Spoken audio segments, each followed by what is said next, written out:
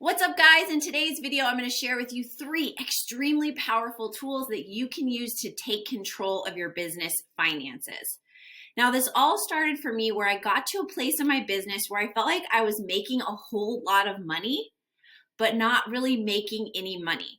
So the bigger my business got, the more expenses it was taking in order to maintain the business. And I felt like I was charging more, my total revenue was up, but I wasn't really taking home the profits that I needed or wanted. So that's when I really started to dive in deep into business finances, find better ways to easily and simply manage my money. And I'm going to share with you those 3 things today. One of the things that's really important to remember is that revenue feeds the ego, but profits feed the family. I've been in so many groups where there's this pressure to hit some arbitrary number, whether that's to have $1 million run rate or to grow faster or whatever it is, but at what expense? So I have some clients who have a gym who's doing 30 to 40K a month, who are bringing home 10, 15K, and they're actually taking home more than some of my owners who have a 60, even 70K run rate. So my goal for you is to take home a doctor's salary of 200K or more without having to spend all that money or time going through med school. So again, I'm going to share with you some principles on how to do that today. So step number 1 is you want to not only raise the ceiling, but also sweep the floor. What do I mean by that? Of course, it's important to continue to grow the business to make sure that your total revenue is increasing. But as you do that, you also want to keep costs down. So one of the mistakes that I made is thinking that you need to spend a lot of money to make money. And this is so easy to do, especially let's say if you're in a franchise. I would see other franchisees saying, hey, I'm doing this, hey, I'm doing that. And I would pretty much try everything. And what I found is the people who are making the least amount of money are often the first ones to give you quote unquote advice on what's working. So you need to be very cautious about advice from others and to really make sure, is this an expense that's going to contribute to the bottom line? Right? So the expert gym owners that I work with know that you should really spend as little as possible to scale. Let me give you a couple examples. I used to provide shirts for everybody when they signed up and joined as a member. And then I realized between my 2 locations, I was spending $2,000 to $3,000 a month on shirts. Well, guess what? I stopped giving away those shirts and I signed up just as many people. Members, team members would always say, hey, we want new equipment. We want this latest thing. We want that latest thing. And I started just saying, you know what? It's not in the budget this quarter, next quarter. And I continue to say that year after year. And guess what? Did anyone quit because I didn't have new equipment? No. Of course, I replaced things that became damaged or broken, but you have to ask yourself, is this a want or is this a need? Personally, I would rather invest my money on things like marketing, ad spend, coaching that I know is going to produce a positive ROI, and things that aren't going to affect the bottom line. It's okay to say no to them. So I have a really helpful tool. Let me just move this over so you can see the slides, called the run rate calculator. So if you want this, just use the button below to send me a message. What's great about this is it shows you what your minimum monthly expenses are. 9 times out of 10, when I ask a gym owner, what's your run rate? They have a sense, but they really don't know what their minimum monthly expenses are. So I have a whole training video on how to use this. I'm not going to go over, but it'll show you what are your minimum expenses so you know what to expect.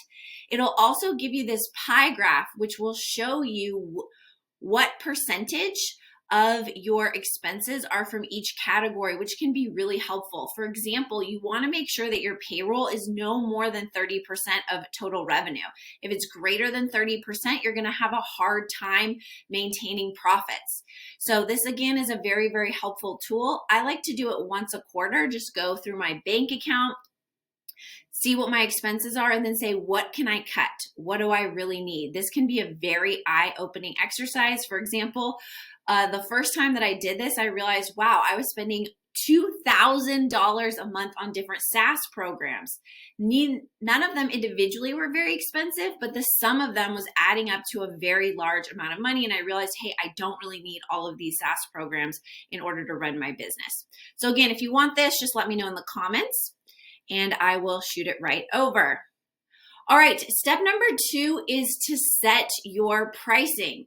If you're not charging enough or you're paying your coaches too much, it's going to be nearly impossible for you to maintain profits even as you scale, because the more members you add, the more your payroll increases. So this can be really, really challenging. Now, the rookie move is to let someone else tell you what you should charge or how you should pay your team. Nobody should ever tell you this. For example, let's say that you have a franchise location, right? There's usually very similar or standard pricing across a franchise. But a franchise location in New York City should have a very different pricing strategy than a franchise location that's in Kansas, right? Their payroll is different, the wages are different, the cost of living is different, the income level or median income level is different. So if someone blankly says, hey, everybody should charge this for this service, you should run, this person is not giving you the right information. The same goes for your team. You shouldn't decide what to pay your team based on what the gym down the street is doing, based on what another gym owner is doing. You want to make sure that you are setting your pricing based on your unique marketplace and your business needs.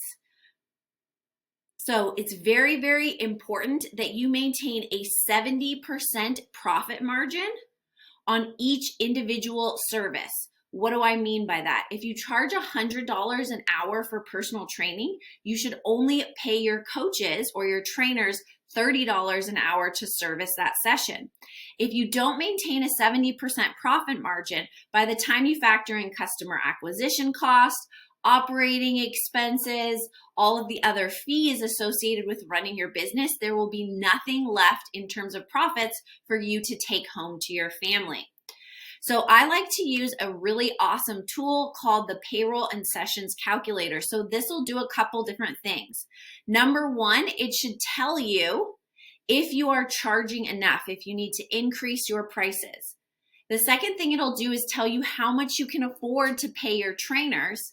And the third thing it'll do is tell you how many sessions you can afford to offer. If you only have 70 members, then you can't afford to offer 10, 15 sessions a day. So the amount of members that you have, the pricing that you have should dictate what you're paying your coaches and how many sessions you're offering. It's really important that you make informed business decisions. And again, you set all of these things based on your marketplace, your expenses, your business needs, because again, your expenses are going to be different than somebody else's. For example, I just had a conversation with one of our clients whose rent is $20,000. He needs to have a far different pricing strategy than another one of my clients whose rent is $3,000 a month. So again, you need to take all of these things into consideration. There's no one right or wrong answer across the board for everybody in the fitness industry. Okay, the third tool is to take profits first. What do I mean by that? So if we look at Parkinson's law, it basically tells us that the more money you make, the more money you spend. So I'm guilty of this. If I look at what my family's expenses were 10 years ago, it is far different than what my family's expenses are today.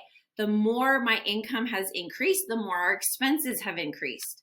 So most people manage their money by logging into their bank account, taking a look and saying, hey, how much money do I have in there? Can I afford to buy something based on how much money is in my bank account today? The problem with this is that if you use this strategy, you will always spend as much as you make. So instead of logging into your bank account, seeing how much money in there, and then deciding if you can afford something, what you want to do is pay yourself first and then budget what's left over for operating expenses. I use a really great banking strategy called Profit First. There's a book you can read, but I'm going to give you the 5-minute overview or 2-minute overview of how to implement Profit First. This is hands down the number one thing that has allowed me to build wealth, both inside my business and personally. By using this strategy, I've been able to save more and pay myself more because, again, the more money that you make, the more money that you will inevitably spend. So here's how it works. You're going to open 5 separate bank accounts. The first one is your revenue account, and this is where all of your deposits from your payment processor are going to go.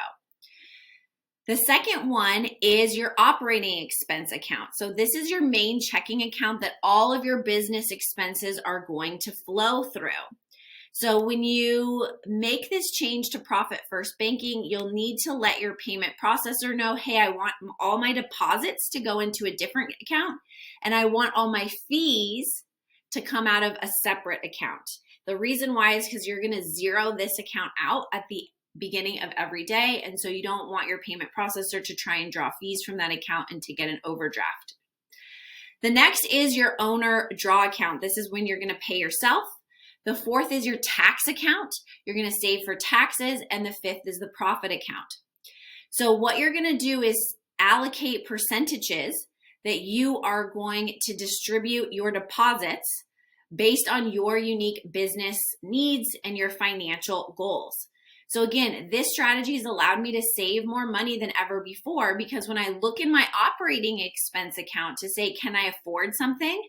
I have paid my taxes, paid myself, and saved money for emergencies in my profit account before I have deducted any expenses. And so when I look at my operating expense account, I'm seeing how much I've actually budgeted to spend.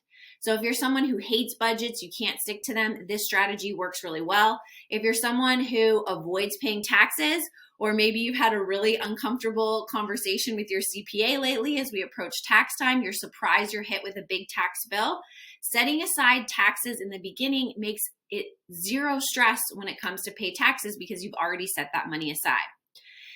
Now, you might be saying to yourself, Laura, this sounds great, but I'm not profitable, or I'm barely taking a salary. I can't afford to put aside money for profit.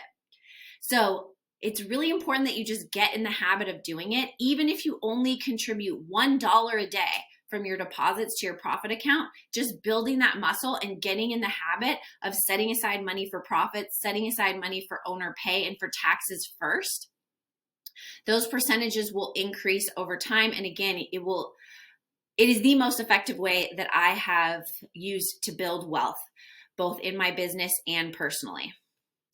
All right, so to review, I have 3 amazing tools for you. One is the run rate calculator, so you know what your minimum monthly expenses are, and you can make sure to not only raise the ceiling, but sweep the floor.